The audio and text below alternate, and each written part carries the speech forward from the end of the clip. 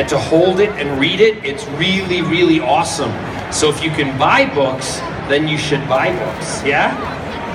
Well, I would like to read you a little excerpt from the book I wrote with my sister. How many of you draw? Well, you're gonna love this. Because what if you had a superpower that you could draw and make things come to life? Wouldn't that be cool? Like for instance, what? There's a game that does that. I know, I'm a nerd too. Nerds are good. Nerds are gonna take over the world, everybody. So if you could draw to make something come alive, wouldn't that be awesome? Or how about if you could draw and put yourself into the drawing? Wouldn't that be amazing? So this is about a brother and sister, twins, Matt and Em. They're about 8 years old, and they have the superpower where they can draw and make their drawings come to life. And there's some bad people who are after them to try and get their powers to make them do bad things for the bad people. How many people like spiders? How many people hate spiders? Well, you're gonna probably not like this excerpt that I'm gonna read. But this is a great book for moms and dads to read with their children. And guess what? I'm selling it over at my table. So if you'd like a copy, come over and see me, because they're going fast, aren't they? What? We're almost gone. So it's a series of books. There's one of 3. This is the first one. And this is a little bit where Matt and Em are with their friend Zach, and Zach is deaf, but Zach is a really good communicator, and they're trying to get Em to safety because she's being attacked by spiders that she has drawn. Are you ready?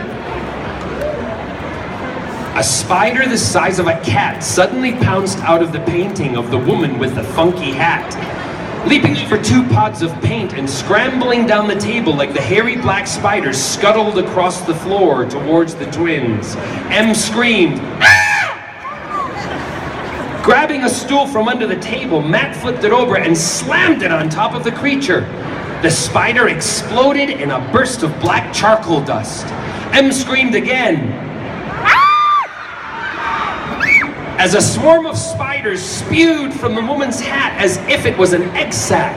With a bulbous middle and bulging eyes, they streamed across the table, washing onto the floor in thick waves. Next, a thick ropey vine from one of the exotic plant pictures untangled itself from its roots, slithered across the floor of the room, and wrapped itself around Em's ankles. It tightened its grip, pulling Em down to her knees. 3 bigger spiders leaped from the table edge, landing on Matt's shoulder. They dug their legs into his neck, their hair scratching his skin like wire brushes. Matt batted them off with his hand, filling the room with more clouds of black charcoal. Zach ran to help Em, as still more spiders cascaded from the painting. That's a lot of spiders. By this time, Em had curled herself into a ball, covering her head with her arms, howling as one spider after another landed on her, tangling their legs in her thick hair and nipping at her skin. "You both hate spiders," signed Zach urgently. "You're doing this. You're upset about your mom. All those images, you're losing control." Ignoring the spiders scampering up their own arms, the 2 boys, Zach and Matt, tried to pull Em towards the door. They didn't get very far because the vine was still holding her tight, squeezing the circulation from her legs. Em said, "I can't breathe. Draw something." Zach shoved the sketch pad into Matt's hand. "She's going to suffocate." And ignoring the hundreds of spiders thickening across his shoulders, Matt drew as fast as he knew how, because he had to save his sister. Oh, who knows what's going to happen? Do you have a guess? I think she will be safe too. But it's how she gets to be safe. That's what's exciting. Does anybody know why the spiders exploded into charcoal dust? Yes. That's what she drew. That's what they drew with. Exactly. Fist bump on that one.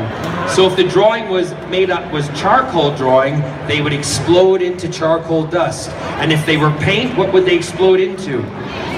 Awesome. You guys are good listeners. So if you like that, you know where the parents can come buy it.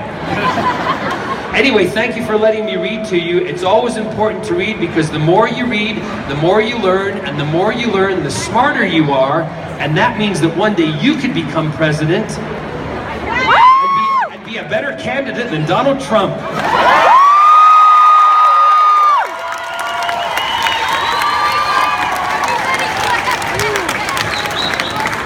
But you have choices in this world. You know what my choice is then. Thank you, everybody. See you later. Bye-bye. Ladies and gentlemen, a huge Denver Comic Con round of applause for our very special guest, Mr. John Barrowman.